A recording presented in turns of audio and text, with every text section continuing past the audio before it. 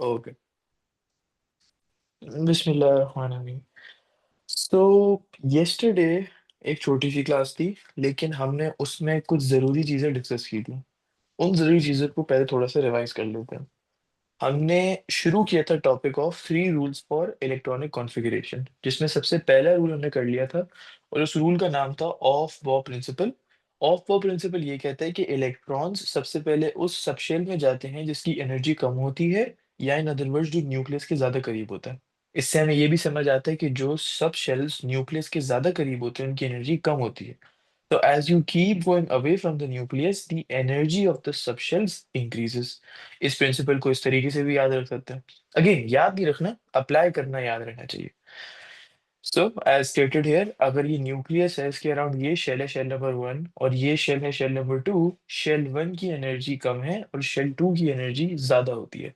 इसीलिए अगर एनर्जी का एक प्रोफाइल डायग्राम बनाया जाए दिखाने के लिए कि ये चलो सारे सबशेल्स हैं, अब इसमें से एनर्जी डिफरेंसेस, मतलब किसकी ज्यादा एनर्जी है किसकी कम एनर्जी है, तो 1s2 की सबसे कम होगी, फिर 2s2, फिर 2p6, उसके बाद 3s2, 3p6, फिर 4s2 एंड 3d10। दूसरी बात, 4s2 और 3d10 के बीच में जो एनर्जी गैप है वो बहुत कम है, अगर उसको कंपेयर किया जाए दी with the energy gap between two different subshells. लेकिन 4s2 और 3d10 के बीच में बहुत कम है। वो इसीलिए because they are very similar in energy, उनके बीच में डिस्टेंस बहुत कम है।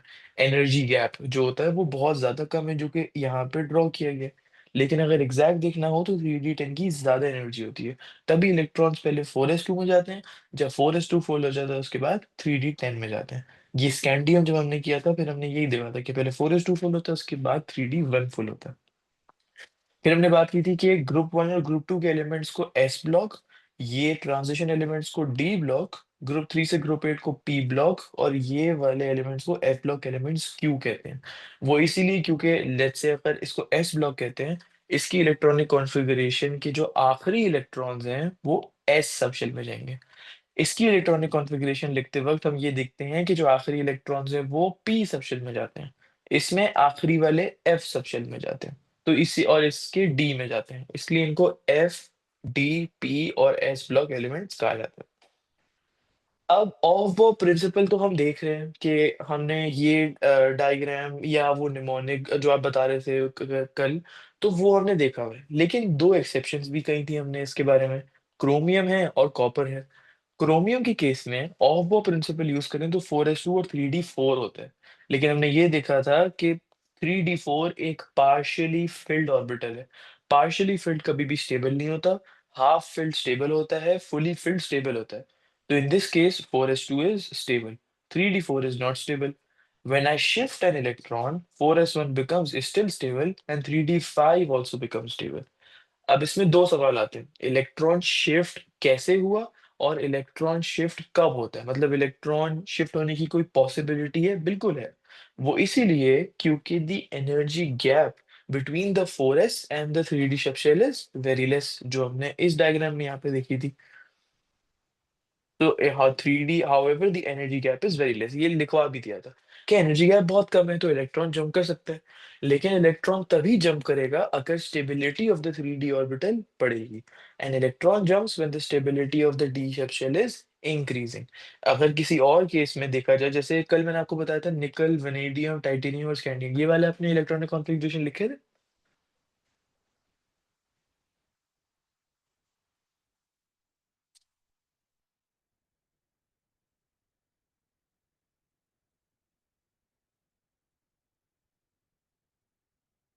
हेलो। हेलो। आपकी आवाज नहीं आ जी रही अभी। जी जी, मैं कह रहा हूँ ये तो अभी जो मैं कह रहा था वो आपको आवाज आ रही थी। वेनेडियम इनकी आई थी, उसके बाद आप मतलब एकदम से खामोशी हो हाँ, गई तो थी। ये निकल, वनेडियम, टाइटेनियम और स्कैंडियम का जो मैंने आपको कहा था कि आप कॉन्फ़िगरेशन लिख के आएगा, तो ये आपने करा ये वाला पार्ट। जी। हाँ, तो इसकी आप मुझे जरा बताएं कि इसमें इलेक्ट्रॉन किसी में भी जंप हो रहे थे।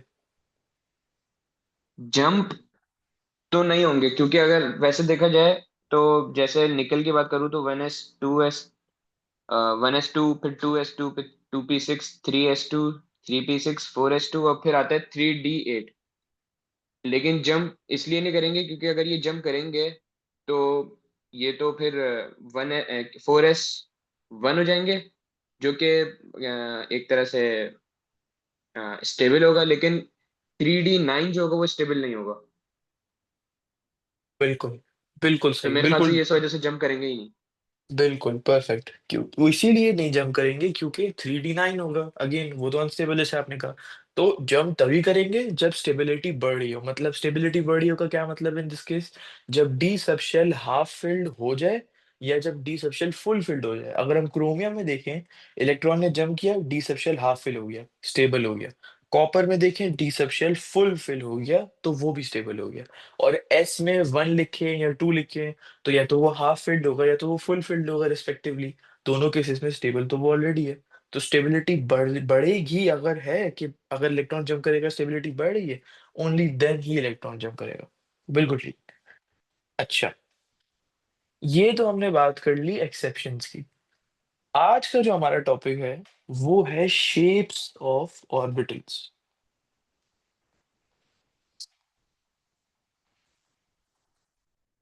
शेप्स ऑफ ऑर्बिटल्स में सबसे पहले यहाँ पे मैं लिखता हूँ सबशेल्स, और फिर यहाँ पे मैं लिखता हूँ उनके ऑर्बिटल्स। तो अगर हम एस सबशेल को देखें, उसमें मैक्सिमम कैपेसिटी है 2 इलेक्ट्रॉन्स की, क्योंकि एस सबशेल में सिर्फ और सिर्फ एक ऑर्बिटल होता है। एंड हमें पता है कोई भी सबशेल उठा लें, उसका जितने भी ऑर्बिटल हो, एक ऑर्बिटल में हमेशा 2 इलेक्ट्रॉन आएंगे। एस सबशेल में होता ही एक ऑर्बिटल है उसके अंदर, तो maximum capacity of S subshell is 1 electron. तो हमें ये तो पता है कि इसमें एक ऑर्बिटल है। पी सब शेल में 6 इलेक्ट्रॉन्स की मैक्सिमम कैपेसिटी है। और हमें ये पता है अगेन, एक ऑर्बिटल में 2 इलेक्ट्रॉन आते हैं तो इसमें 3 ऑर्बिटल होंगे। ये भी एक और याद रखने का तरीका है कि अगर कोई भूल जाए कि ये जैसे डी सब शेल है या पी सब शेल, उसमें कितने ऑर्बिटल्स होते हैं, तो उसके बस नंबर ऑफ इलेक्ट्रॉन याद होने चाहिए, उसको डिवाइड बाई 2 करते हैं। जैसे अगर डी ऑर्बिटल है, उसमें 10 इलेक्ट्रॉन है, तो 10 डिवाइड बाई 2 5, मतलब कि 5 ऑर्बिटल उसमें आ सकते हैं। एफ में 14 मैक्सिमम कैपेसिटी, तो उसमें 7 ऑर्बिटल्स आते हैं। अभी एएस लेवल में एस सबशेल और पी सबशेल के जो शेप्स हैं, उसके अंदर जो ऑर्बिटल्स के शेप्स हैं वो हमें लर्न करने। डी सबशेल में जो शेप्स हैं वो A2 में पढ़ेंगे। और एफ सबशेल की शेप्स जानना जरूरी ही नहीं है, वो 7 अलग अलग ऑर्बिटल्स हैं, we don't need to know the shape, एएस में भी A2 में भी। तो अभी के लिए अभी हम सिर्फ ये देखेंगे, एस सबशेल और पी सबशेल की शेप्स। सबसे पहले बात करते हैं about the shape of S orbital. मतलब अभी ये जो शेप्स मैं बना रहा हूँ ये सबशेल्स की नहीं है, जैसे टॉपिक में लिखा है ये ऑर्बिटल्स के शेप है। तो the shape of S orbital, plural क्यों लगा है, ऑर्बिटल तो एक ही होता है इसमें। ये है स्फेरिकल शेप। जो एस ऑर्बिटल होता है ना, वो होता है स्फेरिकल शेप का। तो an example, this would be a 1s orbital, this would be a 2s orbital, and this would be a 3s orbital. यहाँ पे आपको एक चीज दिख रही होगी, मैंने हर एस ऑर्बिटल का शेप बिल्कुल वही बनाया, स्फेरिकल इन शेप बनाया। लेकिन जैसे जैसे नंबर ऑफ शेल्स बढ़ रहे हैं, मतलब पहले मैं फर्स्ट शेल में था जिसका नाम के है, याद हो तो आपको। सेकंड शेल मैं एल में था। इसमें जो शेल, ये जो सेकंड शेल है, इसमें एस ऑर्बिटल की साइज बड़ी हो गई। तीसरे शेल में एस ऑर्बिटल की साइज और भी बड़ी हो गई। और चौथे में this would be something like this, वो और भी ज्यादा बड़ी होगी। तो एस ऑर्बिटल का शेप तो वही है स्फेरिकल, लेकिन जब जब उनका जो शेल नंबर है वो बढ़ता जाता है, 1s से अगर कंपेयर करो 2s को, 2s को कंपेयर करो 3s से, तो सिर्फ उनकी जो साइज है वो सर्कल की वो हमें बड़ी बनानी होती है। अब मैं इसको ग्राफ के फॉर्म में भी रिप्रेजेंट करके दिखा सकता हूँ। अगर हमने एक ग्राफ बनाया यहाँ पे, इसको मैंने लेबल कर दिया एक्स एक्सिस, इसको मैंने लेबल कर दिया वाई, और इसको लेबल कर दिया एज द जेड एक्सिस। इसको मैं 3 बार कॉपी पेस्ट कर देता हूँ, 1s दिखाने के लिए, 2s एंड देन 3s, कि ग्राफ में वो किस तरीके से दिखेंगे हमें। तो 1s का जो ऑर्बिटल है वो कुछ इस तरीके से दिखेगा, सिंपल स्फेयर शेप का है।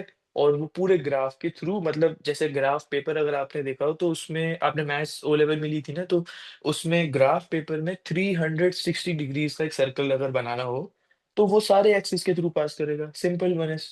2s बनाना हो तो इसी सर्कल को थोड़ा सा बड़ा कर दें, ये 2s बन गया। और 3s बनाना हो तो उसको और बड़ा कर दें, तो this will be a 3s orbital.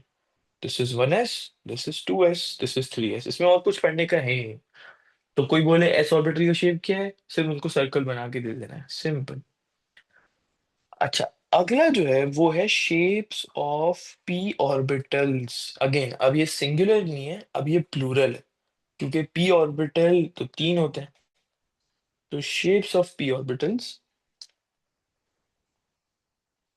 Again P subshell 6 electrons, 3 orbitals उसमें आते हैं। अब ये 3 ऑर्बिटल्स कौन से हैं, इनके नाम याद रखना यस जरूरी है, और इनकी ड्राइंग भी याद रखना जरूरी है। 1 मार्क का ही क्वेश्चन आता है P2 में। इनके नाम है P x, P y, P z। अब ये P x, P y, P z का मतलब क्या है? Px का मतलब है कि the p orbital is on the x axis. Px का मतलब p orbital is on the x axis. तो Py का मतलब जो p ऑर्बिटल में बनाऊंगा वो मैं y एक्सिस पे बनाऊंगा। Pz मतलब p ऑर्बिटल में z एक्सिस पे बनाऊंगा। तो अब मैं वापस से वो ग्राफ को कॉपी पेस्ट करता हूँ। ये एक ग्राफ यहाँ पे आ गया, एक यहाँ पे आ गया, और एक यहाँ पे आ गया। अगर मुझे Px बनाना हो, उससे पहले एक चीज, पी ऑर्बिटल का शेप किस तरीके का होता है? हमने ये तो देख लिया ना कि एस ऑर्बिटल का स्फेरिकल शेप होता है। P orbital as a dumbbell shape. Now what do I mean by dumbbell shape? A dumbbell shape simply means एक 8, जो हम नंबर लिखते हैं, ये होता है डम्बल। जो हम एक नंबर को ड्रॉ करते हैं ना, इसी को हम डंबल भी कहते हैं केमिस्ट्री में, कि डंबल का shape is simply drawing the number 8। अब अगर मुझे वाई एक्सिस पे बनाना हो, लेट्स से अभी पहले पहले मैं पी एक्स की बात कर रहा हूँ, तो मैं पी एक्स को ऐसे बनाऊंगा कि मैं अपने पेपर को थोड़ा सा मोड़ दूंगा। अब मैं 8 का जो नंबर है ना, उसको मैं एक्स एक्सिस पे इस तरीके से बना दूंगा, ऐसे। मैंने अपने पेपर को थोड़ा सा मोड़ा ताकि एक्स एक्सिस मेरे लिए सीधा हो जाए, और फिर मैंने उसके ऊपर एक्स एक्सिस के ऊपर 8 लिख दिया। तो ये क्या बन गया? ये पी एक्स का ऑर्बिटल बन गया। तो अगर मुझे मुझे क्वेश्चन पी, पूछना है। जी, जैसे आपने इसमें बताया था P orbital has a dumbbell shape, तो अगर पेपर में क्वेश्चन आए तो मुझे डम्बल लाजमी लिखना है, या फिर मैं अपना वर्डिंग में अपनी वर्डिंग में भी लिख सकता हूँ, जैसे इन्फिनिटी की शेप हो गई, या 8, कुछ भी लिख सकता हूँ। अच्छा, ये कभी भी नाम नहीं पूछते हैं कि ऑर्बिटल का शेप क्या है। ये बच्चों को इसलिए सिखाया जाता है ताकि उनको ड्रॉ करने में आसानी हो। तो आप इसको कुछ भी सोच सकते हो। सवाल सिर्फ पेपर में आता है कि draw the shape of a P orbital. अब या पी एक्स बोलेगा, पी वाई बोलेगा, या draw the shape of a P Z orbital. तो नाम तो बस आपकी अंडरस्टैंडिंग के लिए, बाकी आप जिस तरीके से भी याद रखना चाहो उसको। सही है। अच्छा, अब ये जो पी वाई है यहाँ पे, पी वाई को मैंने सिंपली यहाँ पे 8 बना दिया। अब मैं यहाँ ये भी कर सकता हूँ कि मैं यहाँ 8 लिख दूँ, अगर ये आसान लग रहा है। या तो एक और चीज, यहाँ पे एक सर्कल बनाया, यहाँ पे एक और सर्कल बनाया, ये बन गया मेरा पी वाई ऑर्बिटल। अब अगर मुझे पी जेड ऑर्बिटल बनाना है, हमें ये तो पता है ना, एक्स एक्सिस जो होता है वो हॉरिजॉन्टल एक्सिस होता है, वाई एक्सिस वर्टिकल होता है, जेड एक्सिस होता है डायगोनल। मतलब इस तरीके से, अगर एक्स एक्सिस ऐसे है और वाई एक्सिस ऐसे है, तो जेड एक्सिस डायगोनल शेप में होगा, जो कि यहाँ पे बनाया गया है जेड एक्सिस। तो पी जेड बनाना है तो बहुत सिंपल, वो ही डम्बल का शेप मैंने जेड एक्सिस पे बना दिया। ये मेरा पी जेड का ऑर्बिटल बन गया। यहाँ पे खत्म होते हैं हमारे पी ऑर्बिटल्स के शेप्स। बाकी जो डी ऑर्बिटल्स हैं वो इतने सारे हैं, वो मैंने आई थिंक पहली क्लास में बताया था एक्स्ट्रा इन्फॉर्मेशन के लिए, लेकिन वो A2 में आएंगे, तो उसको टेंशन लेने की उसकी जरूरत है नहीं। अच्छा, अगला टॉपिक। ये छोटे छोटे टॉपिक्स हैं और आज आई थिंक हमारा ये चैप्टर कंप्लीट हो जाएगा। अगला चीज है, अगली चीज है ड्राइंग द इलेक्ट्रॉनिक कॉन्फ़िगरेशन। अभी तक हम इलेक्ट्रॉनिक कॉन्फ़िगरेशन को सिर्फ लिख रहे थे, 1s2, 2s2, 2p6, 3s2, 3p6, 4s2, ब्ला ब्ला ब्ला, हम लिखते जा रहे थे। और हम इलेक्ट्रॉन्स को फिल करते जा रहे थे उनके सबशेल्स और उनके ऑर्बिटल्स में। अब हम इलेक्ट्रॉनिक कॉन्फ़िगरेशन को ड्रॉ करेंगे। ड्रॉ करने से पहले कुछ कीवर्ड्स हैं जो आपको समझने होंगे, मतलब कुछ ड्राइंग्स हैं, कुछ सिंबल्स हैं जिनको समझना होगा। अगर यहाँ पे एक स्क्वायर बॉक्स बना हुआ है, अगर मैं आगे जाके कोई स्क्वायर बॉक्स बनाऊंगा तो उसे ऑर्बिटल कहते हैं। और आपके एग्जाम में भी स्क्वायर बॉक्स ही बना होगा जब इलेक्ट्रॉनिक कॉन्फ़िगरेशन को आपको ड्रॉ करने का कहा जाएगा। स्क्वायर बॉक्स बना है इसका मतलब इट रिप्रेजेंट्स वन ऑर्बिटल। अगर एक एरो बना हुआ है तो उसे कहते हैं एक इलेक्ट्रॉन। अब ये एरो डबल हेडेड भी हो सकता है, मतलब इस तरीके से भी हो सकता है, या एरो इस तरीके से भी हो सकता है, सिर्फ उसकी आधी एरो बनी हुई हो, किसी भी तरीके से हो सकता है, लेकिन अगर एरो बना हुआ है तो उसे इलेक्ट्रॉन कहते हैं। अब अगर लेट से मैं एक बॉक्स बनाऊं और उसमें दो इलेक्ट्रॉन को ऐसे कर दूं, या तो मैं एक बॉक्स बनाऊं और इलेक्ट्रॉन को ऐसे लिख दूं, दोनों केसेस में इन्हें कहते हैं फिल्ड ऑर्बिटल्स। तो अगर खाली बॉक्स हो, that's an empty orbital. Electron को ड्रॉ करने का तरीका विद एन एरो, आधा एरो या पूरा एरो आपकी मर्जी। और अगर फिल्ड है, मतलब एक स्क्वायर बॉक्स में दो इलेक्ट्रॉन्स आ गए हैं, तो these are called filled orbitals. अब इसको एग्जाम्पल से समझते हैं। Let's take the example of sodium. Sodium में है 11 इलेक्ट्रॉन्स। इसकी इलेक्ट्रॉनिक कॉन्फ़िगरेशन जल्दी से लिख देता हूँ। 1s2, 2s2, 2p6, 3s1। अब बड़ी जरूरी बात, मुझे स्क्वायर बॉक्स क्या रिप्रेजेंट करता है? स्क्वायर बॉक्स रिप्रेजेंट करता है एक ऑर्बिटल। 1s2 में मुझे बताओ कितने ऑर्बिटल्स होते हैं?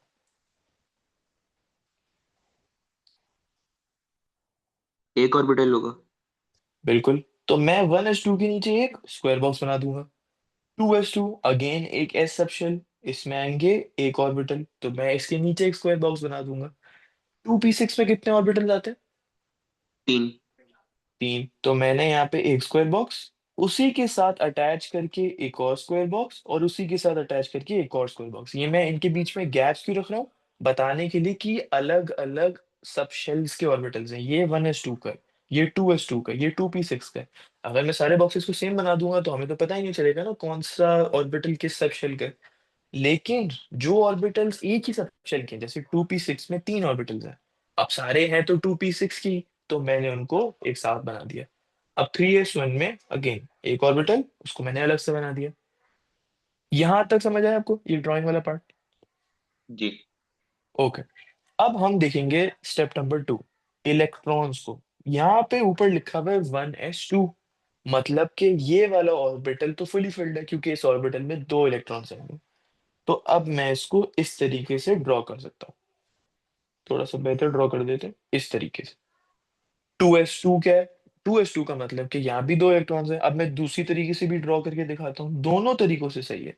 लेकिन आप कोशिश ये करना कि जब आप ड्रॉ कर रहे हो ना, ये पूरी चीजें सारे इलेक्ट्रॉन्स आप फिल कर रहे हो तो एक ही स्टाइल फॉलो करो।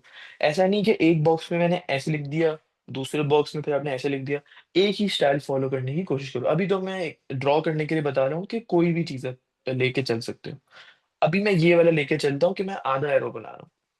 तो आधा एरो अगर मैं बना रहा हूँ तो मैंने यहाँ पे दो बना दिए।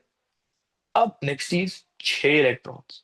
6 इलेक्ट्रॉन्स हैं, 3 ऑर्बिटल्स हैं, मतलब हर ऑर्बिटल 2p का फुली फिल्ड है। तो मैंने क्या करा, दो यहाँ बनाए, दो यहाँ बनाए, दो यहाँ बनाए। अच्छा, अब जब आप एक्सपर्ट हो जाओगे ना इसमें कि 2p6 है, और 2p में तो 3 ऑर्बिटल्स होते हैं और 6 इलेक्ट्रॉन्स है, मतलब हर ऑर्बिटल फुली फिल्ड है, मतलब मैंने दो दो दो ऐसे करके ड्रॉ कर दी। एक तो ये तरीका है। लेकिन अभी आप ये ड्रॉ करना शुरू कर रहे हो, सीख रहे हो, तो आपको किस तरीके से ड्रॉ करना चाहिए? एक इलेक्ट्रॉन यहाँ पे ड्रॉ किया, फिर I move on to the other orbital. एक यहाँ पे ड्रॉ किया, एक यहाँ पे ड्रॉ किया, फिर मैं वापस से राउंड 2 के लिए पहले ऑर्बिटल पे आया, एक यहाँ पे ड्रॉ किया, एक यहाँ पे और एक यहाँ पे। ये सिस्टमैटिक तरीका है कि एवरी टाइम मैं एक इलेक्ट्रॉन एक ऑर्बिटल में डालूंगा, फिर मैं दूसरे ऑर्बिटल की तरफ जाऊंगा, उसमें एक इलेक्ट्रॉन डालूंगा, फिर तीसरे ऑर्बिटल में एक इलेक्ट्रॉन डालूंगा, फिर मैं वापस से पहले ऑर्बिटल पे आऊंगा। ये क्लासिकल तरीका है। लेकिन प्रिपरेशन और प्रैक्टिस के साथ आपको समझ आ जाता है कि 6 इलेक्ट्रॉन्स पी में, मतलब तीनों ऑर्बिटल्स फुली फिल्ड। 3s1 है तो मैंने यहाँ पे सिर्फ एक सिंगल एरो बना दिया। तो ये हमारा कंप्लीट हो गई इलेक्ट्रॉनिक कॉन्फ़िगरेशन सोडियम की। अब मैं आपको एक देता हूँ एलिमेंट, इसकी आप ड्रॉ करके मुझे इलेक्ट्रॉनिक कॉन्फ़िगरेशन व्हाट्सएप पे भेजो। मैं आपको इलेक्ट्रॉनिक कॉन्फ़िगरेशन लिख के दे देता हूँ, आप उसको ड्रॉ करके मुझे बताओ। 1s2, 2s2, 2p6, 3s2, 3p6, 4s2। आप टाइम ले लो अपना, जितना भी टाइम चाहिए आपको, फिर मुझे ड्रॉ करके भेजो। सही है।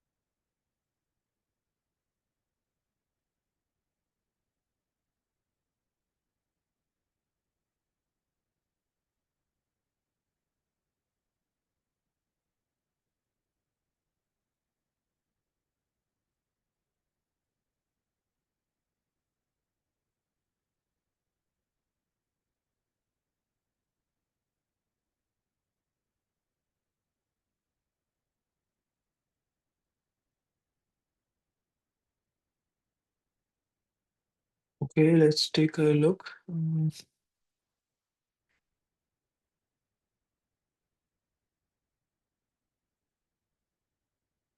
बिल्कुल ठीक, परफेक्ट। ओके, तो ये अब तो ड्रॉ करने की जरूरत नहीं है, बिल्कुल आप सही से समझ गए हो, ये अब मुझे कंफर्म हो गया। ओके, नाउ अब हम अगेन मैं कंफर्म कर लूं, आपको आवाज आ रही है मेरी? जी।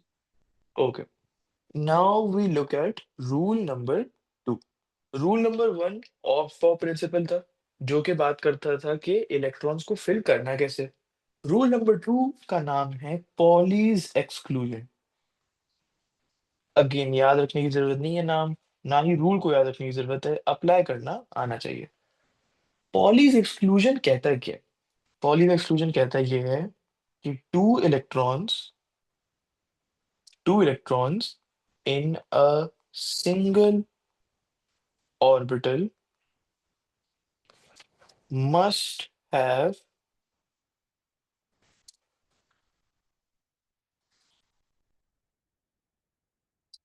opposite spin slash direction. इसको समझते हैं कि एग्जाम्पल से। जब हम ये इलेक्ट्रॉनिक कॉन्फ़िगरेशन को ड्रॉ करना सीख रहे थे, तो आपने देखा होगा कि मैं हमेशा एक इलेक्ट्रॉन को एक एरो ऊपर बनाता था रिप्रेजेंट करने के लिए एक इलेक्ट्रॉन, और उसी ऑर्बिटल में जो दूसरा इलेक्ट्रॉन था उसको मैं डाउनवर्ड एरो बनाता था। वो क्यों? वो पॉलीज एक्सक्लूजन से हम समझ सकते हैं।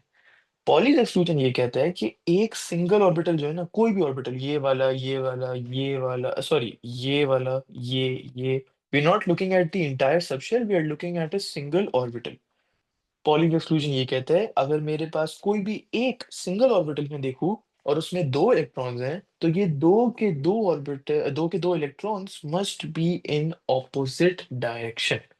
तो अगर मैं एक एरो ऊपर बना रहा हूं, तो दूसरे इलेक्ट्रॉन को रिप्रेजेंट करने के लिए दूसरा एरो नीचे की तरफ बनाऊंगा।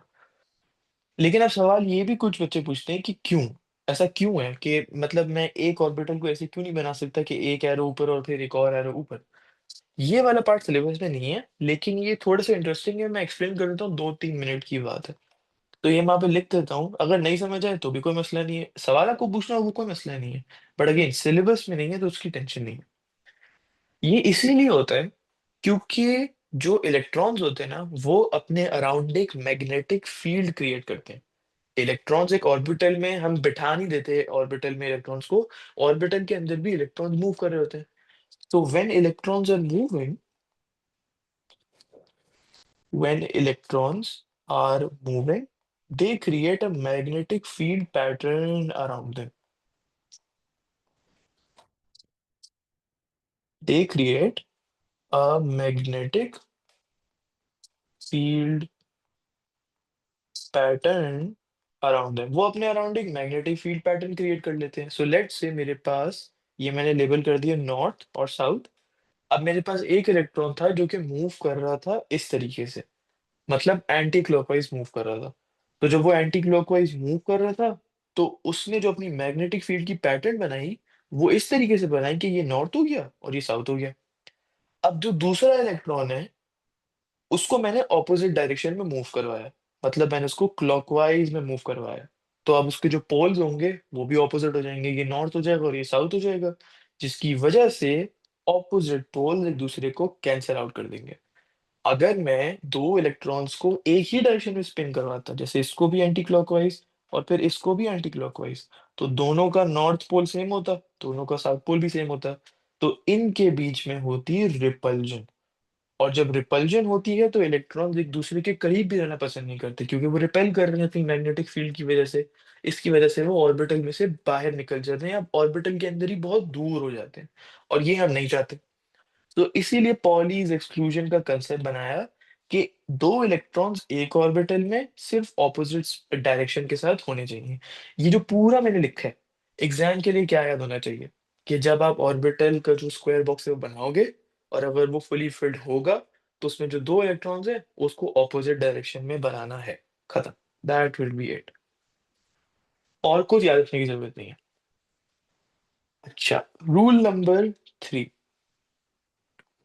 बस सिर्फ यहीं तक था पार्ट जो सिलेबस में नहीं है, मैग्नेटिक फील्ड वाला। आगे चीजें ऑब्वियसली सिलेबस में हैं। तीसरा रूल कि अप्लाई किस तरीके से करना है। तीसरे रूल का नाम है हर्न्स rule.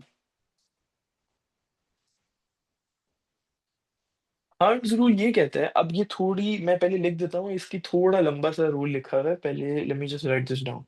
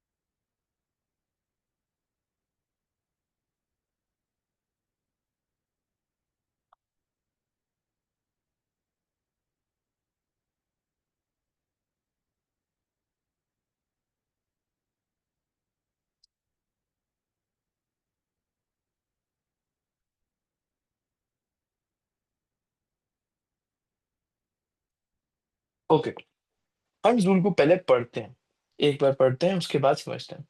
If degenerate orbitals, degenerate orbitals मतलब वो ऑर्बिटल्स जिनकी एनर्जी सेम होती है, जैसे पी एक्स, पी वाई और पी जेड। ऐसे ऑर्बिटल्स को डीजेनरेट ऑर्बिटल्स कहते हैं क्योंकि इनकी जो एनर्जी होती है वो बिल्कुल सेम होती है। अगर डीजेनरेट ऑर्बिटल्स को प्रेजेंट, मतलब डीजेनरेट ऑर्बिटल्स की बात हो रही है, and more than one electron is to be placed, then the electron will remain unpaired with the same spin। अब इसका मतलब क्या? लेट्स से मेरे पास नाइट्रोजन है, नाइट्रोजन में होते हैं 7 इलेक्ट्रॉन्स, और 7 इलेक्ट्रॉन्स का मतलब इसकी इलेक्ट्रॉनिक कॉन्फ़िगरेशन हो जाएगी 1s2, 2s2 और 2p3। अब मैंने 1s2 का तो बना दिया ऑर्बिटल इस तरीके से, 2s2 का भी बना दिया। अब 2p3 का मतलब मुझे तीन ऑर्बिटल्स तो बनाने ही हैं, क्योंकि p जो सबशेल है उसमें तो तीन ऑर्बिटल्स होते हैं। अब यहाँ पे एक मसला है, यहाँ पे 2p6 नहीं है कि मैं तीनों ऑर्बिटल्स को फुली फिल कर दूं, यहाँ पे है 2p3। तो अब सवाल ये है कि मैं तीन इलेक्ट्रॉन्स को फिल कैसे करूं, मैं यहाँ पे दो डाल दूं और यहाँ पे एक डाल दूं, या यहाँ पे दो डाल दूं और यहाँ पे एक डाल दूं, तो ये फिल करना कैसे, ये रूल कहाँ से आया? ये है हर्ट्ज रूल। तो ये कहता ये है कि अगर एक से ज्यादा इलेक्ट्रॉन को डीजेनरेट ऑर्बिटल्स में प्लेस करना है, जो कि यहाँ पे हो रहा है, क्या यहाँ पे डीजेनरेट ऑर्बिटल्स हैं? बिल्कुल हैं, ये 2p x, ये 2p y और ये 2p z, तीनों डीजेनरेट है। Next condition, do I have more than one electron to be placed? Yes, तीन इलेक्ट्रॉन मुझे प्लेस करने हैं। तो रूल ये कहता है कि इलेक्ट्रॉन्स को प्लेस करना होगा unpaired with the same spin. मतलब कि मैं पहले ऑर्बिटल में एक इलेक्ट्रॉन बनाऊंगा, फिर मैं दूसरे ऑर्बिटल में एक इलेक्ट्रॉन डालूंगा, लेकिन वो भी अपवर्ड्स डालूंगा। क्यों? क्योंकि यहाँ पे लिखा हुआ है with the same spin and unpaired.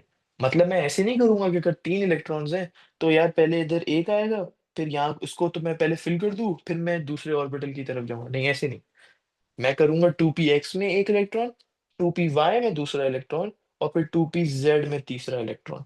और ये तीनों के तीनों इलेक्ट्रॉन्स एक ही स्पिन के साथ, मतलब अपवर्ड्स होंगे। अब मैं इसको ऐसे भी बना सकता था, मैं इसको डाउनवर्ड्स भी तीनों को बना सकता था, कोई मसला नहीं है। बस कंडीशन क्या है? अनपेयर्ड होने चाहिए, जो कि हैं, और सेम स्पिन के साथ होने चाहिए। अब इसका एक और एग्जांपल देखते हैं।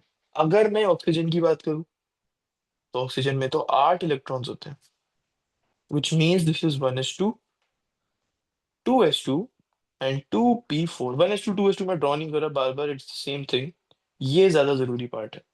2p4, अब इसमें इलेक्ट्रॉन्स कैसे डालें? अगेन, पहले 2p x में एक इलेक्ट्रॉन डाला, 2p y में एक और इलेक्ट्रॉन डाला सेम स्पिन के साथ, 2p z में एक और इलेक्ट्रॉन डाला। लेकिन यहाँ पे तीन इलेक्ट्रॉन नहीं डालने, मेरा काम खत्म नहीं हुआ, मुझे चार इलेक्ट्रॉन डालने हैं। अब ये चौथा कहाँ पे डालूं? जहां से मैंने शुरू किया था, विच वॉज 2p x। यहाँ पे अब मैं ऑपोजिट स्पिन का डालूंगा। अब आप सोच रहे होगे अभी तो कह रहा था मैं कि सेम स्पिन के साथ, तो अब ये ऑपोजिट स्पिन के साथ क्यों? ये है दूसरा रूल, पॉलीज एक्सक्लूजन, कि एक ऑर्बिटल में दो इलेक्ट्रॉन्स हैं तो उनको ऑपोजिट स्पिन के साथ डालना है। तो यहाँ पे दो रूल्स क्या हो रहे हैं, मिक्स हो रहे हैं, कि मैं हर्ट्ज रूल भी की बात कर रहा हूँ, मैं पॉली एक्सक्लूजन की बात कर रहा हूँ। अब इसको एक और एग्जांपल से समझते हैं। Let's take carbon, 1s2, 2s2, 2p2। अब मुझे बताओ 2p2 को हम कैसे, मतलब उसके अंदर इलेक्ट्रॉन्स कैसे प्लेस करेंगे? This is 2p x, this is 2p y, this is 2p z। बताओ। एक हम 2p x में क्या कहते करेंगे, अपवर्ड। ओके, बना दिया। और जो दूसरा वाला है वो हम 2p y में करेंगे अपवर्ड। और इसके अलावा कुछ करना है? नहीं। बिल्कुल, बिल्कुल सही। तो ये दो इलेक्ट्रॉन्स थे 2p x में और 2p y में, मैंने डाले सेम स्पिन के साथ। अब लेट्स से इसी के ऊपर थोड़ी वर्किंग करते हैं ना, अगर 3 लिखा होता तो फिर मैं इसकी यहाँ पे भी एक इलेक्ट्रॉन डाल देता। अगर 4 लिखा होता तो मैं ये तो डालता ही, मैं यहाँ पे ऑपोजिट डाल देता। 5 लिखा होता तो यहाँ भी डाल देता, और 6 लिखा होता तो यहाँ भी डाल देता। तो अब ये पूरा का पूरे मेरे ऑर्बिटल सारे फिल हो जाते हैं, डीजेनरेट ऑर्बिटल्स। ये हमारे तीन रूल्स यहाँ पे खत्म होते हैं। अच्छा, अगली चीज जो हमें देखनी है वो है आयॉन्स की। मतलब अभी तक हम सारी चीजें, जैसे देखो नाइट्रोजन, ऑक्सीजन, कार्बन, ऊपर कैल्शियम, सोडियम, हर जगह इलेक्ट्रॉनिक कॉन्फ़िगरेशन बात कर रहे थे हम एटम्स की। अब हम आयॉन्स की इलेक्ट्रॉनिक कॉन्फ़िगरेशन बात करेंगे।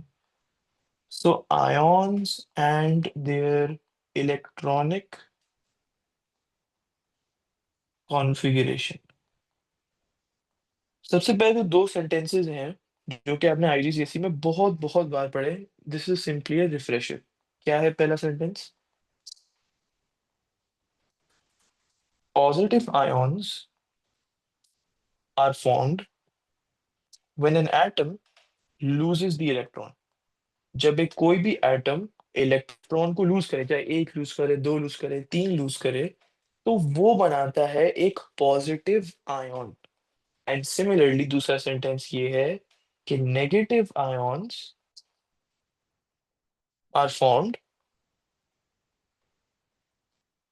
When atom gains the electron. तो तब नेगेटिव आयन बनते हैं जब एटम इलेक्ट्रॉन को गेन कर लेता है। अगेन एटम से ही स्टार्टिंग पॉइंट हमारा एटम ही है। यहाँ भी एटम लिखा है, यहाँ भी एटम लिखा है। एटम इलेक्ट्रॉन लूज करेगा पॉजिटिव आयन बनाएगा, एटम इलेक्ट्रॉन गेन करेगा तो नेगेटिव आयन बनाएगा। Now let's take a look at an example. Sodium में 11 इलेक्ट्रॉन है।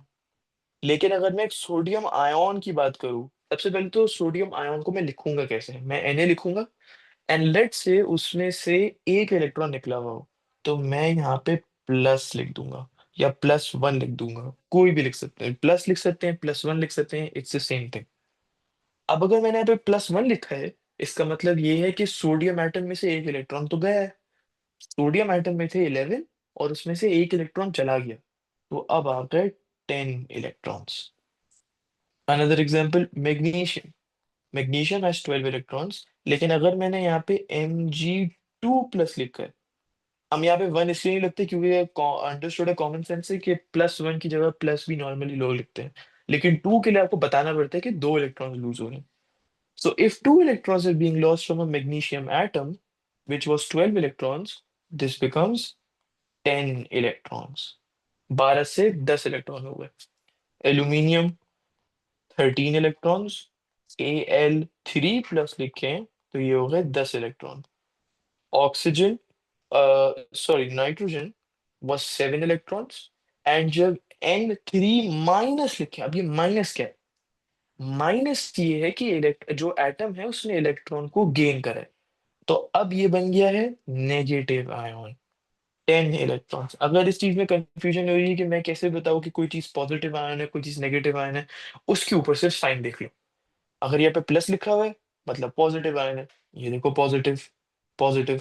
लेकिन अगर माइनस लिखा हुआ है मतलब नेगेटिव आयन है।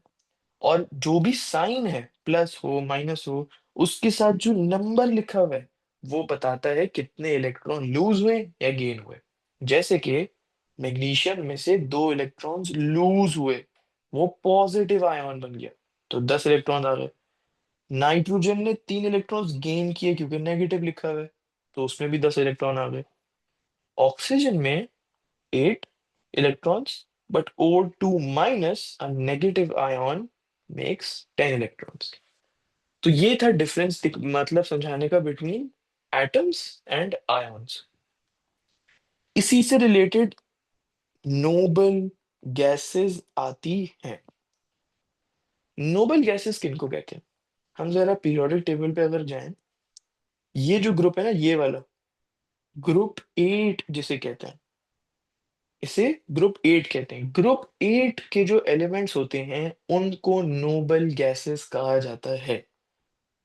तो noble gases in other words G8 मतलब ग्रुप 8 एलिमेंट्स। आप किसी भी नोबल गैस की इलेक्ट्रॉनिक कॉन्फ़िगरेशन देखो ना, तो उसमें हमेशा जो आखिरी ऑर्बिटल होगा वो फुली फिल्ड होगा। इसलिए हम बोलते हैं ना कि नोबल गैसेस रिएक्टिव नहीं होते। वो इसलिए रिएक्टिव नहीं होते क्योंकि आप पहले ये समझो कि कोई भी चीज रिएक्ट करती क्यों है। मतलब अगर लेट्स से सोडियम ऑक्साइड बन रहा है, सोडियम क्लोराइड बन रहा है, तो ये रिएक्ट कर क्यों रहा है? हर एलिमेंट, हर स्पीशीज इसीलिए रिएक्ट कर रही होती है क्योंकि उसको अपने आखिरी शेल को फिल करना होता है। एक एग्जांपल से समझते हैं। अगर मेरे पास सोडियम है, सोडियम तो एक एटम है, और मेरे पास क्लोरीन है, क्लोरीन भी एक एटम है। सोडियम में कितने इलेक्ट्रॉन्स है? 11 इलेक्ट्रॉन्स। तो इसकी इलेक्ट्रॉनिक कॉन्फ़िगरेशन क्या हुई? 1s2, 2s2, 2p6 and 1s2, 2s2, ये 4, 10, 3s1। इसका आखिरी वाला देखो, ये आखिरी वाला स्टेबल तो है, लेकिन ये फिल नहीं हुआ हुआ, ये फुल नहीं है। तो मुझे ये बताओ कि सोडियम के लिए क्या आसान होगा कि या तो वो अपने तीसरे शेल में, ये थर्ड शेल की हम बात कर रहे हैं, 7 इलेक्ट्रॉन्स और गेन करे, या एक इलेक्ट्रॉन लूज करे। इसके लिए क्या आसान होगा?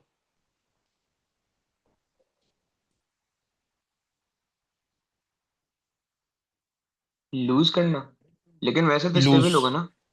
स्टेबल तो वो ऑलरेडी होगा, लेकिन अब अच्छा मैं इस हिसाब से समझाता हूँ। लेट्स से ये सोडियम का न्यूक्लियस है। अब सोडियम के न्यूक्लियस में 11 इलेक्ट्रॉन्स आते हैं। पहला शेल, उसमें मैंने 2 इलेक्ट्रॉन्स को बना दिया। दूसरे शेल में मैंने 8 इलेक्ट्रॉन्स को बना दिया। दूसरा शेल भी पूरा फुल है, 1 2 3 4 5 6 एंड 7 8। अब तीसरे शेल में मैंने बना दिया 1 इलेक्ट्रॉन, ये बन गया सोडियम का एटम। अब ये बड़ी जरूरी लाइन है। कोई भी स्पीशीज, चाहे वो आयन हो, चाहे वो एटम हो, चाहे वो जितने चार्ज का भी आयन हो, कोई भी स्पीशीज सिर्फ और सिर्फ तब रिएक्ट करती है जब उसको अपना आखिरी शेल को फुल करना हो। इसके आखिरी शेल में कितने इलेक्ट्रॉन्स हैं? एक। इसका आखिरी शेल फुल कब होगा? जब इसमें 8 इलेक्ट्रॉन्स आएंगे, है ना, क्योंकि थर्ड शेल में 3s2 भी होता है, और 3p6 भी होता है, और 3d भी होता है, लेकिन ये तो s ब्लॉक है। तो इसमें 8 इलेक्ट्रॉन्स आएंगे तो हम इसको बोलेंगे क्या, कि ये फुल हो गया। इसमें तो 7 इलेक्ट्रॉन्स है, सॉरी 1 इलेक्ट्रॉन है। तो इसमें 7 इलेक्ट्रॉन्स गेन करना ज्यादा आसान है या एक इलेक्ट्रॉन को लूज करना? जाहिर सी बात है, सोडियम बोलेगा अब मैं 7 इलेक्ट्रॉन को गेन करूं, इससे अच्छा मैं एक इलेक्ट्रॉन को लूज कर देता हूँ। उससे क्या होगा? ये पूरा का पूरा शेल खत्म हो गया। अब इसका आखिरी शेल ये वाला बन गया, जिसमें 8 इलेक्ट्रॉन्स है। इसीलिए सोडियम हमेशा रिएक्ट करेगा एक इलेक्ट्रॉन को लूज करवाने के लिए। कभी भी सोडियम 7 इलेक्ट्रॉन गेन नहीं करेगा, हमेशा एक इलेक्ट्रॉन लूज करेगा, तीसरी शेल अपनी गायब कर देगा। अब इसमें 2 शेल आ गई, और आखिरी शेल दूसरी वाली बन गई, और दूसरी वाली शेल में 8 इलेक्ट्रॉन्स बन गए। तो ये सब समझाने का मतलब क्या है? कि कोई भी species only reacts when it wants its valence shell, which is the last shell to be full। हर किसी की यही होती है कि यार काश अल्लाह करे मेरा आखिरी वाला फिल हो जाए शेल, तभी वो रिएक्ट करते हैं। अगर हम नोबल गैस को देखें ना, तो उनकी आखिरी शेल हमेशा फिल ही होती है। जैसे हीलियम, हीलियम में होते हैं 2 इलेक्ट्रॉन्स, उसकी पहली शेल ये हो गई full, 1s2। Neon, 1s2, 2s2, 2p6, ये भी बिल्कुल फुल हो गया। उसके बाद argon, 1s2, 2s2, 2p6 and 3s2। ये आखिरी शेल में आ गए 8 इलेक्ट्रॉन्स, यहाँ पे भी ये फुल हो गया। तो अगर इनके फुल जो आखिरी शेल है उसमें इलेक्ट्रॉन्स तो पूरे हैं, तो ये रिएक्ट क्यों करेंगे? इसीलिए नोबल गैसेस को कहा जाता है अनरिएक्टिव। ये बिल्कुल भी रिएक्ट नहीं करते। अब अभी हम बात कर रहे थे इलेक्ट्रॉनिक कॉन्फ़िगरेशन की, एकदम से मैं आ गया नोबल गैसेस पे। इसको बताने का फायदा क्या है? इसको बताने का फायदा ये है कि ये इलेक्ट्रॉनिक कॉन्फ़िगरेशन में आपकी मदद कर सकता है। कौन? Noble gases. अब कैसे इसको देखते हैं? अगर मैंने यहाँ पे सोडियम की इलेक्ट्रॉनिक कॉन्फ़िगरेशन को क्लासिकल तरीके से लिखा होता, तो मैं लिखता 1s2, 2s2, 2p6 और 3s1। लेकिन अपना काम आसान करने के लिए मैं कह सकता हूं कि ये 1s2, 2s2, 2p6 की जगह मैं क्या लिख दूं? मैं लिख दूं नियॉन। Ne लिखूं, जो कि नियॉन का फॉर्मूला है, और उसके अराउंड स्क्वायर ब्रैकेट्स बना दूं। ये ये चीज है neon. What is this? This is the short form for 1s2, 2s2, 2p6। मतलब मैं एग्जामिनर को ये बताना चाह रहा हूँ कि मैंने नियॉन लिखा है, मतलब कि वो समझ जाएगा कि बच्चे को ये पता है कि नियॉन में 1s2, 2s2 तो 2p6 होते ही हैं। तो इस पूरे लंबी लिखने की जगह मैंने सिर्फ Ne लिख दिया, और उसके आगे 3s1 लिख दिया। ये भी इलेक्ट्रॉनिक कॉन्फ़िगरेशन लिखने का बिल्कुल सही तरीका है सोडियम का, और इससे आपका टाइम भी बचता है। अब कैल्शियम की एग्जांपल ले लेते हैं। 1s2, 2s2। अब हर दफा तो आप इतना लंबा नहीं लिखोगे ना, पेपर में आपके पास टाइम ही नहीं होते। 3s2, unless the question says so, क्या आपको पूरा लिखना है? क्वेश्चन भी कभी कभार कहता है कि you need to write the complete electronic configuration, फिर आप ये लिखोगे। नहीं बोला तो अपना काम आसान करो, 1s2, 2s2, 2p6, 3s2, 3p6, इतना सब लिखने की जरूरत ही नहीं है, सिर्फ यहाँ पे AR लिख दिया, कॉमा 4s2, खत्म इलेक्ट्रॉनिक कॉन्फ़िगरेशन कैल्शियम की, सिंपल। तो ये जो ब्रैकेट्स हैं, स्क्वायर ब्रैकेट्स, ये किसी भी रैंडम एलिमेंट के लिए नहीं बना सकते कि मैंने यहाँ पे ब्रैकेट में Fe लिख दिया, नहीं ऐसे नहीं। स्क्वायर ब्रैकेट्स में सिर्फ नोबल गैस ही आ सकते हैं, ये एक रूल है, इस रूल को हमें फॉलो करना होता है कि यहाँ पे मैंने नोबल गैस लिखा, यहाँ पे नोबल गैस लिखा, सिर्फ और सिर्फ नोबल गैसेस ही यहाँ पे आ सकते हैं। तो ये बात थी नोबल गैस के बारे में। अब हम बात करते हैं about writing the electronic configuration of ions. ये सेकेंड लास्ट टॉपिक है पूरे चैप्टर का, राइटिंग जी। और आप ट्राई करा करो कि हर क्लास के बाद ना आप नोट्स को रिवाइज कर लिया करो, उससे होगा ये कि अगली क्लास में जब आप आओगे तो आप और ज्यादा मतलब वो होगे, एज इन कि आपको लाइक पता होगा ना कि पिछली क्लास में क्या हो रहा है, क्योंकि कभी कभी ये बहुत कॉमन है कि हर कोई भूल जाता है, केमिस्ट्री सब्जेक्ट ही ऐसा है। तो जस्ट ट्राई कि 15 मिनट पहले आप पूरी चीज को पढ़ लो वापस से नोट्स को, हालांकि आंसर आपके आज अच्छे हैं तो आज मुझे लग रहा है कि आप आज पढ़ के आए हो। तो writing the electronic configuration of ions, लेकिन except transition metal ions. Transition metal ions एक कंसेप्ट आखिरी है इस चैप्टर का, कि उसकी इलेक्ट्रॉनिक कॉन्फ़िगरेशन को कैसे लिखें वो हम एंड में देखेंगे। अभी हम बात कर रहे हैं इलेक्ट्रॉनिक कॉन्फ़िगरेशन किसकी, आयंस की, एक्सेप्ट द ट्रांजिशन मेटल के आयंस।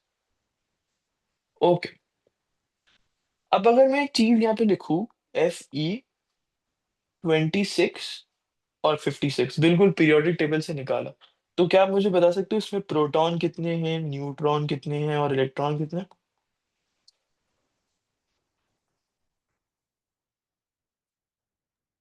आयरन के, Fe। हाँ ये बिल्कुल, ये यहाँ पे 26 और 56 लिखा है, इस इन दो नंबर से मुझे अगर आप बता दो कि इसमें इलेक्ट्रॉन, प्रोटॉन और न्यूट्रॉन कितने हैं।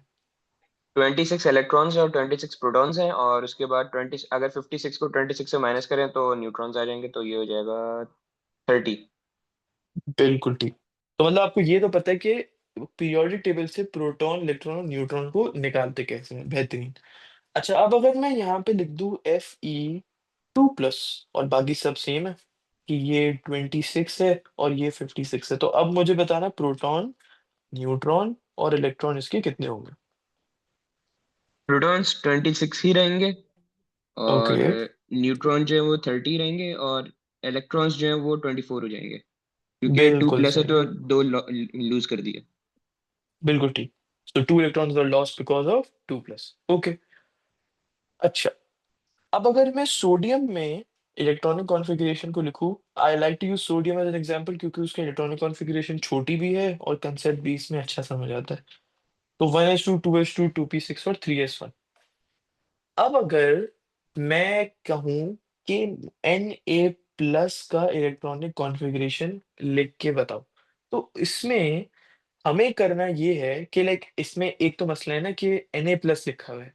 अब ये तो हमें पता है कि एक इलेक्ट्रॉन को रिमूव करना है, सवाल ये है कि रिमूव कहाँ से करना है, मैं यहाँ से रिमूव कर दूं, यहाँ से रिमूव कर दूं, यहाँ से रिमूव कर दूं। तो यहाँ पे मैं एक नोट लिखता हूँ, electrons are always remove,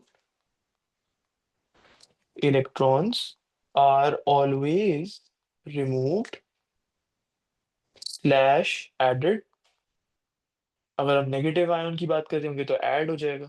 so electrons are always remove slash added from the outer most orbital. Outer most orbital मतलब द ऑर्बिटल जिसकी सबसे ज्यादा एनर्जी है, या इन अदर वर्ड्स जो न्यूक्लियस से सबसे ज्यादा दूर है।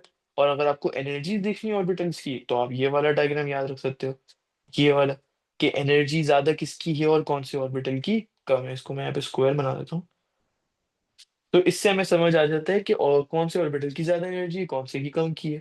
तो नोट यहाँ पे क्या था, इलेक्ट्रॉन्स उसी ऑर्बिटल से सबसे पहले रिमूव होंगे और ऐड होंगे जो सबसे आखिरी वाले ऑर्बिटल में। तो if I want to write the configuration for Na+, यहाँ पे सबसे ज्यादा एनर्जी वाला ऑर्बिटल कौन है? 3s1। और मुझे इलेक्ट्रॉन्स कितने निकालने हैं? एक। तो मैंने इसमें से एक इलेक्ट्रॉन निकाल दिया। तो इसकी कॉन्फ़िगरेशन बन गई 1s2 2s2 2p6। खत्म। 3s0 कुछ नहीं होता, क्योंकि उसमें इलेक्ट्रॉन ही नहीं है, तो तीसरे शेल पे हम गए ही नहीं, हम दूसरे शेल पे ही खत्म कर दिए सारे इलेक्ट्रॉन्स की फिलिंग। अच्छा। अच्छा, एक क्वेश्चन मुझे ये पूछना है।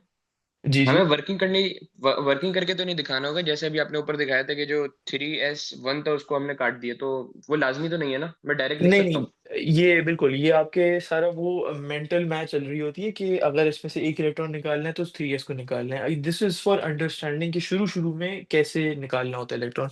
एंड में जाके तो आप एक्सपर्ट हो जाते हो कि आखिरी वाले में से निकालना है, तो मैं फाइनल आंसर ही लिख दूं। राइट। अगर कैल्शियम है, उसमें 20 इलेक्ट्रॉन्स है।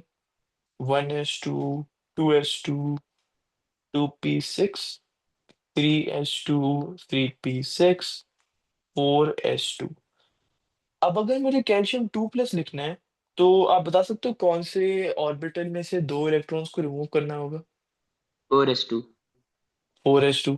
तो अगर मैं ये पूरी चीज ना लिखूं, 1s2 2s2 2p6 3s2 3p6, इसके अलावा मैं कुछ लिख सकता हूँ?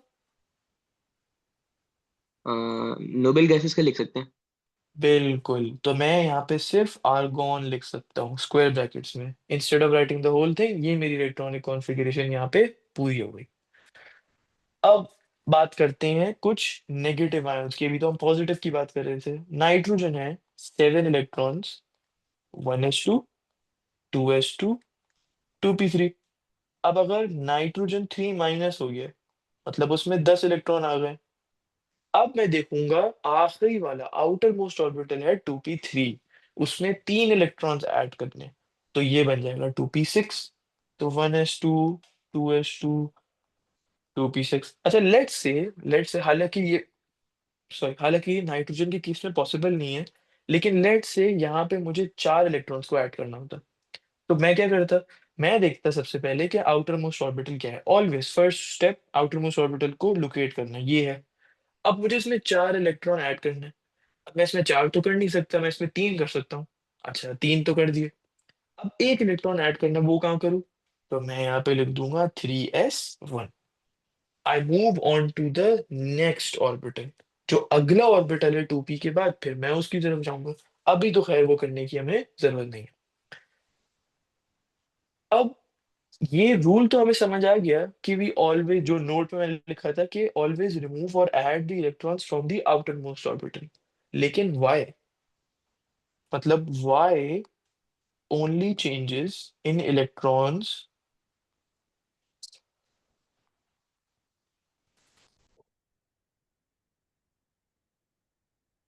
अकर in the outer most orbital. मतलब इलेक्ट्रॉन में अगर कोई भी चेंज होता है, ऐड होता है, रिमूव होता है, तो वो सबसे ज्यादा आउटर मोस्ट ऑर्बिटल में ही क्यों चेंज होता है? इनर मोस्ट ऑर्बिटल में क्यों नहीं होता? वो इसीलिए क्योंकि आउटर मोस्ट ऑर्बिटल की जो इलेक्ट्रॉन्स होते हैं ना, या हम कह सकते हैं कि आउटर मोस्ट शेल में जो इलेक्ट्रॉन्स होते हैं, उन्हें कहते हैं वैलेंस इलेक्ट्रॉन्स। उन्हें क्या कहते हैं? Valence electrons. Valence electrons are those electrons that are responsible for taking part in chemical reactions। अगर कोई भी सोडियम का, एक second, responsible for taking part in chemical reactions, अगर कोई भी सोडियम का एटम होगा, उसको सोडियम क्लोराइड बनाना हो, राइट, मतलब कि Na+ आयन उसको बनना पड़ेगा, ताकि वो Cl- के साथ बॉन्ड बनाए। लेकिन Na+ आयन अगर उसको बनना है, तो उसमें से इलेक्ट्रॉन आखिरी वाले में ही क्यों जाएगा? वो इसीलिए क्योंकि कभी भी कोई भी स्पीशीज रिएक्ट करती है, तो उसके सारे इलेक्ट्रॉन्स हिस्सा नहीं लेते रिएक्शन में। उसके सिर्फ सबसे बाहर वाले शेल में जो इलेक्ट्रॉन्स होते हैं, वो रिएक्शन में हिस्सा लेते हैं। फिर वो उस हिसाब से ऐड होते हैं, रिमूव होते हैं, डिपेंडिंग ऑन कौन सा रिएक्शन हो रहा है। कौन से वाले? सिर्फ आखिरी शेल वाले। तो इसीलिए इलेक्ट्रॉन्स की चेंजेस में उसी में होते हैं। तो why do only changes in electrons occur in the outer most? क्योंकि इन्हें वैलेंस इलेक्ट्रॉन्स कहते हैं, जो कि केमिकल रिएक्शन में हिस्सा लेते हैं। और जो केमिकल रिएक्शन में हिस्सा लेते हैं obviously these are the only ones that change during the chemical reaction. Now one more example ताकि ये कंसेप्ट हमारा स्ट्रेंथन हो जाए। 9 इलेक्ट्रॉन्स हैं अगर फ्लोरीन में, 1s2, 2s2 और 2p5। I locate the outer most orbital 2p5। तो ये F माइनस अगर आयन है, 10 इलेक्ट्रॉन इसमें है, तो ये बन जाएगा 1s2, 2s2 और 2p6। इसको मैं अगर शॉर्ट फॉर्म में मुझे लिखना हो, मेरे पास टाइम ना हो एग्जाम में, और क्वेश्चन ने मुझे रिस्ट्रिक्ट नहीं किया हुआ है कि मुझे पूरी चीज लिखनी है, तो मैं यहाँ पे नियॉन लिख सकता हूँ। It's just thing. अब बात करते हैं आखिरी टॉपिक की, जो कि है electronic configuration of transition metal ions. इसमें थोड़ा इंटरेस्टिंग कंसेप्ट, थोड़ा अलग किस्म का कंसेप्ट है।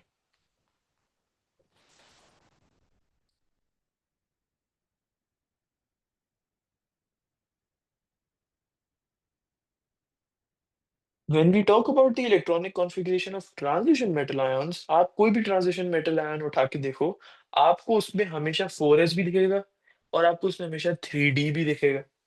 लेकिन जब हम लिखते हैं, लेट्स से हम आयरन के बारे में लिख रहे हैं, राइट, 26 इलेक्ट्रॉन्स। अभी के लिए मैं पूरी चीज लिख देता हूँ समझाने के लिए। 1s2, 2s2, 2p6, 3s2, 3p6, 4s2, 3d6। अब मुझे बताओ इसमें से आउटर मोस्ट ऑर्बिटल कौन सा होगा, मतलब वो ऑर्बिटल जिसकी सबसे ज्यादा एनर्जी होगी। 3d6। 3d6। और हमारी इंफॉर्मेशन के हिसाब से इलेक्ट्रॉन्स तो सिर्फ उसी ऑर्बिटल से सबसे पहले जाते हैं जिसकी सबसे ज्यादा एनर्जी है, करेक्ट?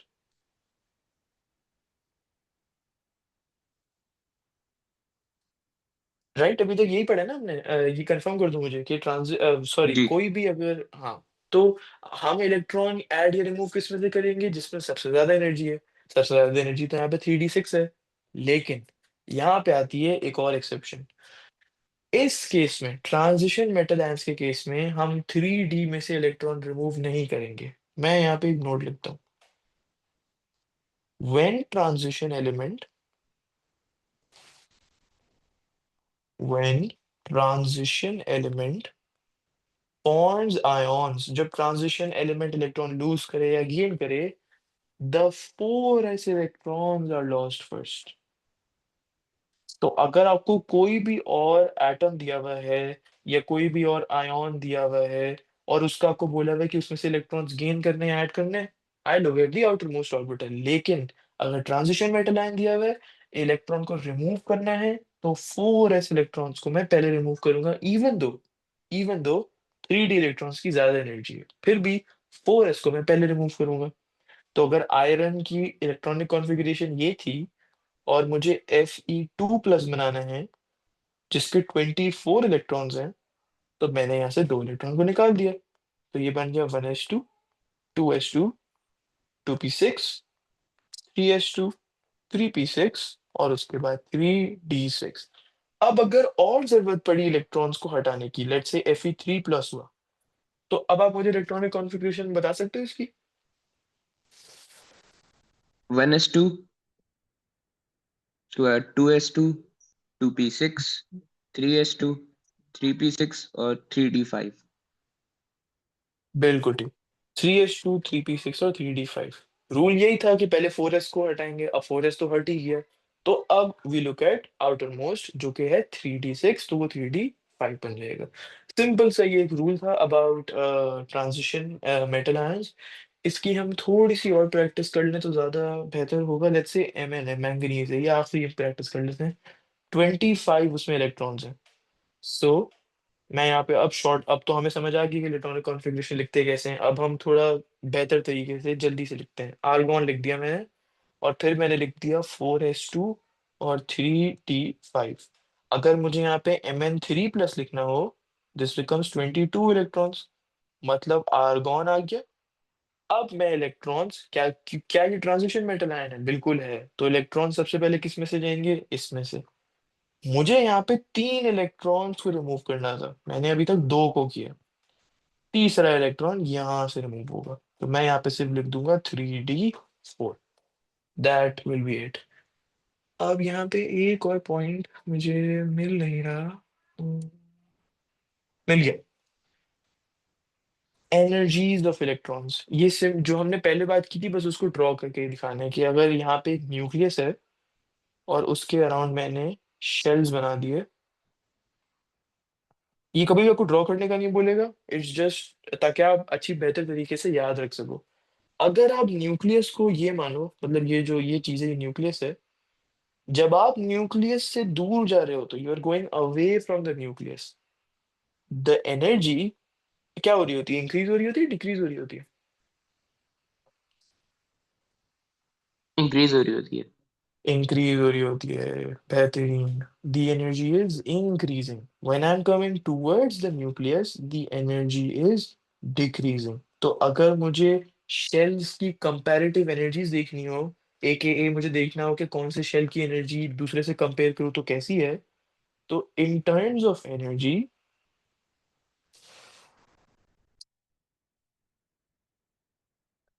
पहले शेल की एनर्जी सबसे कम होती है, दूसरे शेल की एनर्जी थोड़ी बीच में आती है, तीसरे शेल की एनर्जी सबसे ज्यादा होती है, और अगर फोर्थ फिफ्थ सिक्स करते जाएं तो हम आगे ऐसे लिखते जाएंगे।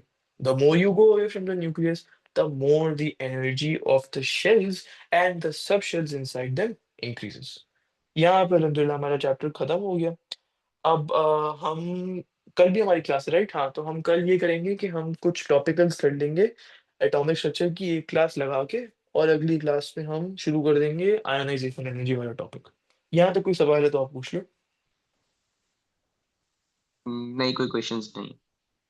चलो ओके, फिर कल मिलते हैं। गुड लक आज का मैच, और अल्लाह हाफिज। अल्लाह हाफिज।